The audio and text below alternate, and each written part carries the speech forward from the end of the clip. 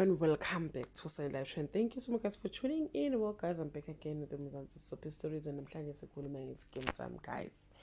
And guys, indaba ezimnandi ukuthi uPrapoki uboshiwe, but we don't know the power he holds or that he will hold kulawo maseli lawo ukuthi uzokwazi no-influencer abantu ke kade esebenzisana ke nabo. So yeah guys, but ke guys, story ke uyisona efuna ukukhuluma ngaso ke esikaMaNtuli. MaNtuli guys utsotsi wesigebengu ngesikamama. MaNtuli wadayisa ke umuzi osegameni likaSithobe and kuyovela lokho ngelinye ilanga bathi kuyoqhuma hlamvana ezinye ziyofekela ngoba wow.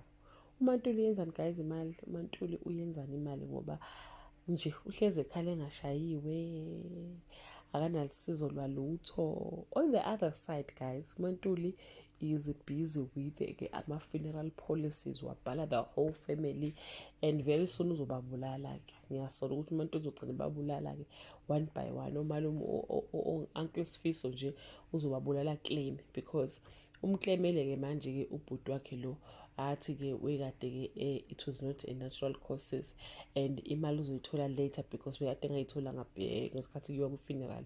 So imali uzoyithola but uzoyithola later. But the big question ukuthi uzokwazi ngokutshela ifamily ukuthi no, I got the money guys, this is how much I got and this is how much you can use. So bathi ke uMaNtuli ke uzogcina ke sexabana nefamily yakhe and omalume uSifiso bazosho nje bathrow line ukuthi yazini we don't want anything to do with her because she is a very dangerous woman and uKwaito will be very angry with uMaNtuli bengasafuni kumkhulumisa ke ekhaya guys, but she will be reaping what she's been sowing.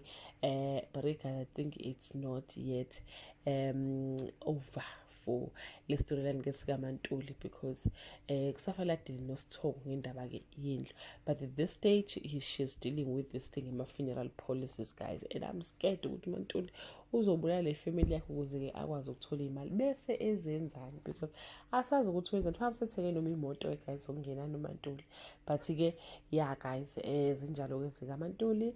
That brings us to the end of this video. To leave your comment below and share your opinion. Bye.